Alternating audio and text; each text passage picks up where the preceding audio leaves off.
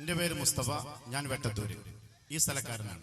എൻ്റെ ചോദ്യം, നമ്മൾ ഈ രൂപത്തിലുള്ള പരസ്പരം ഒരു പരിപാടി കൊണ്ട് കൂടുതൽ ഉപകാരമുണ്ടാകുമെന്ന് എനിക്ക് തോന്നുന്നില്ല. കാരണം ആരും മുന്നോട്ട് വരുന്നില്ലല്ലോ.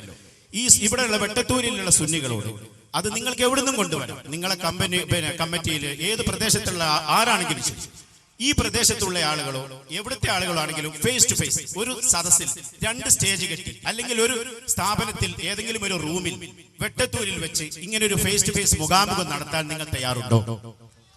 100% തയ്യാർ, 100% തയ്യാർ, 100% തയ്യാർ. ഒരു സംശയമില്ല. ഒരു സംശയം. 1-2 ഡിമാൻഡ് ഉണ്ട്. 1-2 ഡിമാൻഡ് നാട്ടിലൊക്കെ കേട്ടോളി. നാട്ടിലൊക്കെ നിങ്ങൾ ഏറ്റെടുക്കണത് ഞങ്ങൾ തയ്യാറായി പ്രഖ്യാപിച്ചു. നിങ്ങൾ ഏറ്റെടുക്കണം. ഇനി പിന്നെ പോകാൻ സമ്മതിക്കരുത്. 1-2 ഡിമാൻഡ് ഉണ്ട്. 2 സ്റ്റേജ് അല്ല, ഒറ്റ സ്റ്റേജ്. ഒറ്റ സ്റ്റേജ് ഏറുകയാണെങ്കിൽ എല്ലാവർക്കും ഉള്ളൂ. അത് ഒറ്റ സ്റ്റേജ്. 2 സ്റ്റേജ് ആയ ഏറ് ഒരു ഭാഗത്തേക്ക് മാത്രമാവും. അപ്പൊ ഒറ്റ സ്റ്റേജിൽ വരട്ടെ. രണ്ടാമത് ഞങ്ങളുടെ ആഗ്രഹം ഇവിടെ പ്രസംഗിച്ച അലവി സഖാഫിനെ കിട്ടണം എന്നാണ്. കാരണം അയാൾ ഇപ്പം അധികം വരാറില്ല. പണ്ട് മണ്ണാർക്കാട് വന്ന് പോയിട്ട് പിന്നെ അയാൾ വല്ലപ്പുഴയിൽ വന്നു. അവിടുന്ന് അയാൾ പ്രഖ്യാപിച്ചു എല്ലാം മൗലിദും ശരിയല്ല, അങ്ങനെ നിങ്ങളാരും വിചാരിക്കണ്ട, വിശ്വസിക്കണ്ട എന്ന് പ്രഖ്യാപിച്ച് മൂപ്പര് പോയി. അതിനുശേഷം ഇന്നേ വരെ നിങ്ങൾ ഈ പറഞ്ഞ രൂപത്തിൽ അലവി സഖാഫിയെ കണ്ടിട്ടില്ല. എന്നാൽ ഞങ്ങളൊക്കെ അൽഹംദുലില്ലാ ഇക്കഴിഞ്ഞ മാസം പോലും അങ്ങനെ ഇരുന്ന് സംവാദം നടത്താൻ പങ്കെടുക്കാൻ തൗഫീഖ് കിട്ടിയ മനുഷ്യന്മാരാണ്. ജനുവരി 24-ാം തീയതി, ഒരു മാസം കഴിഞ്ഞിട്ടില്ല. അതിനു മുമ്പും ഒരുപാട് വേദികളിൽ പല മുസ്ലിയാക്കന്മാരുമായിട്ട് ആ നിലയ്ക്ക് ഇരിക്കാൻ അൽഹംദുലില്ലാ റബ്ബ് തൗഫീഖ് ചെയ്തു. റബ്ബ് സ്വീകരിക്കുമാറാവട്ടെ. അലവി സഖാഫി നമ്മൾ കണ്ടിട്ടില്ല. അതുകൊണ്ട് അലവി സഖാഫിയെ കിട്ടുമെങ്കിൽ അതിനാണ് 1-ാം പരിഗണന. നിങ്ങൾ അലവി സഖാഫിന്റെ ആളാണോ മറ്റേ സമസ്ത എനിക്കറിയില്ല, ഏതായാലും ആ നിലയ്ക്കുള്ള ആളുകൾ, മുമ്പിൽ നിൽക്കുന്ന ആളുകൾ വരട്ടെ. എന്നിട്ട് ഇൻഷാ അല്ലാഹ് നമുക്ക് റൂമൊന്നും വേണ്ട. നമുക്ക് ഈ നാട്ടിലേക്കൊക്കെ കേൾക്കാൻ പറ്റണം.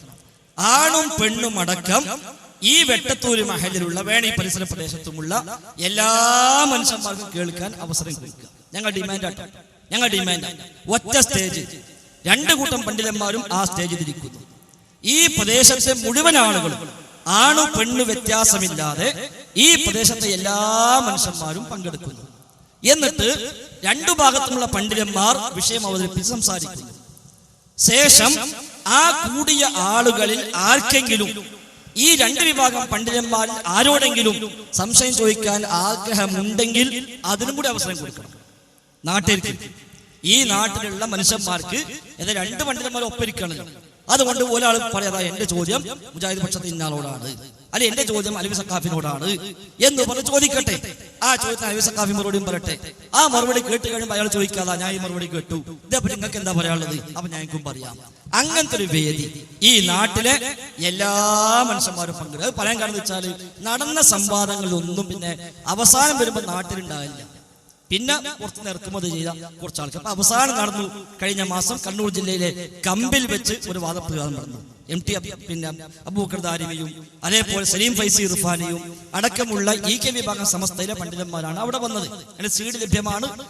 നാളെ പെരിന്തൽമണ്ണ മൗലാന ഹോസ്പിറ്റലിന് സമീപമുള്ള ഗ്രൗണ്ടിൽ വെച്ച് ആ കമ്പിൽ സംവാദ ദൃശ്യങ്ങൾ പ്രദർശിപ്പിച്ചുകൊണ്ട് തന്നെയുള്ള ഒരു വിശദീകരണവും റിഫാഴി മാലയുടെ ഒരു പോസ്റ്റ്മോർട്ടവും ഇൻഷാ അല്ലാഹ് നാളെ മഗ്‌രിബിന് ശേഷം പെരിന്തൽമണ്ണയിൽ നടക്കുന്നുണ്ട്. മൗലാന ഏതായാലും പോസ്റ്റ്മോർട്ടം ഉണ്ടാവും. അതിന് ഇപ്പോൾ നാളെ ഇൻഷാ അല്ലാഹ് റിഫാഴി മാല പോസ്റ്റ്മോർട്ടം ചെയ്യുകയാണ്. അപ്പൊ അതുകൊണ്ട് എല്ലാവരും വരുന്നത് സാന്ദർഭികമായി സൂചിപ്പിക്കുന്നു. അവിടെ പോലും ആ സംഭവത്തിൽ നമ്മൾ നിശ്ചയിച്ചിരുന്നത് 50 വീതം ശ്രോതാക്കൾ. പക്ഷെ ആ 50 ശ്രോതാക്കളിൽ ഞങ്ങളുടെ ഭാഗത്ത് തീർച്ചയായും ഞങ്ങൾക്ക് പറയാൻ കഴിയും അതിൽ ഏകദേശം 75% ഏകദേശം 30-35 ആളുകൾ ആ നാട്ടിലെ സാധാരണ പ്രവർത്തകന്മാരാണ്.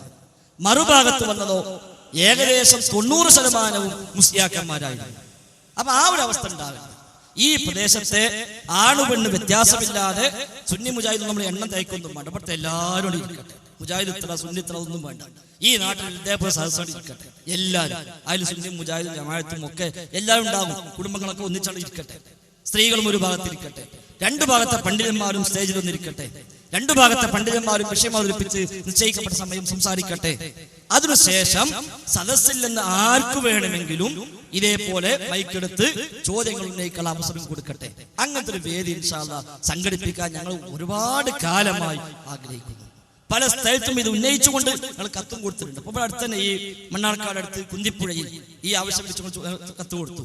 EK വിഭാഗം സുന്നിക്കായിരുന്നു. പക്ഷെ അവസാനത്തെ കത്തും കൊണ്ട് പോയിട്ട് 2 മാസമായി മറുപടി കിട്ടിയിട്ടില്ല. അപ്പൊ അതുകൊണ്ട് അത് ഇനി ആവർത്തിക്കരുത്. നിങ്ങൾ ഇവിടെ പ്രഖ്യാപിച്ച സ്ഥിതിക്ക് ഞങ്ങൾ ഏറ്റെടുത്തു. ഇനി അതിന് വേറെ കുറെ ഉപായങ്ങൾ പറഞ്ഞ് അതിന് വ്യവസ്ഥ, അതിന് ഇങ്ങനെ എന്ന് പറഞ്ഞ് കുറെ പിന്നെ കുരുമാരുണ്ടാക്കിയിട്ട് കെട്ടിക്കുടുക്കുണ്ടാക്കിയിട്ട് ഇത് ഇല്ലാതാക്കാൻ നിങ്ങൾ ശ്രമിക്കരുത്. അതുകൊണ്ട് ഇൻഷാ അല്ലാഹ് നമുക്ക് എത്രയും പെട്ടെന്ന് നമുക്ക് പിന്നെ രണ്ടു കൂട്ടർക്കും സൗകര്യപ്പെടുന്ന ഡേറ്റ് കണ്ട് ആ ഡേറ്റ് ഇൻഷാ അല്ലാഹ് പറ്റുമെങ്കിൽ ഈ ഗ്രൗണ്ടിൽ തന്നെ ആയിക്കോട്ടെ. ഇങ്ങനത്തെ ഗ്രൗണ്ടിലോ ഇതിനേക്കാളും വലിയ ഗ്രൗണ്ട് ഇവിടെ ഉണ്ടോ അവിടെ ആയിക്കോട്ടെ.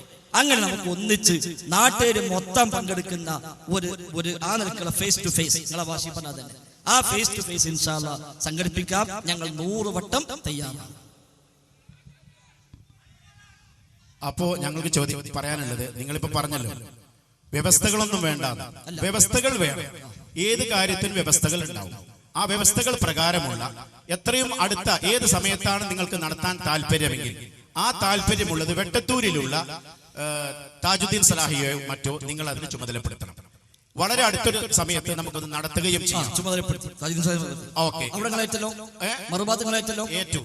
അപ്പോ അത് നമുക്ക് വെട്ടത്തൂർ വെച്ച് നടത്താം. ഈ വ്യവസ്ഥ നമ്മൾ കൂടുന്ന സമയത്ത് ഞങ്ങൾ താജുദ്ദീൻ സലാഹിയുമായിട്ട് ബന്ധപ്പെടാം.